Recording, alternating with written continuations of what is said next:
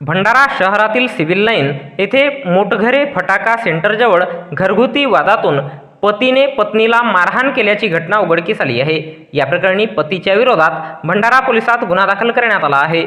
भंडारा शहरातील मोटघरे फटाका सेंटरजवळील civil line येथील गोपाल देवगडे वय 42 वर्षे हा दारू पाणी पिण्याच्या सवयीचा आहे। दिनांक 6 मे 2024 रोज सोमवारला सायंकाळी 7 वाजता दरम्यान त्याची पत्नी घरी हजर असताना आरोपी गोपाल देवगडे हा दारू पाणी पिऊन घरी आला।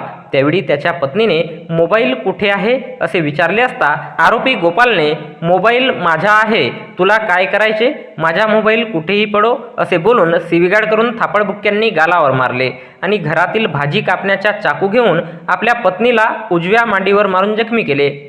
या प्रकरणी सदर आरोपीवर पोलीस स्टेशन भंडारा येथे दिनांक 7 मे 2024 रोज मंगळवारला विविध कलमान्वये गुन्हा दाखल करण्यात आला असून या घटनेचा पुढील तपास पोलीस हवालदार तुमाने हे करीत आहेत। तर याबद्दलची माहिती भंडारा जिल्हा पोलीस दलाच्या वतीने दिनांक 8 मे 2024 रोज बुधवारला एका प्रसिद्धी पत्रकाच्या माध्यमातून देण्यात आली आहे।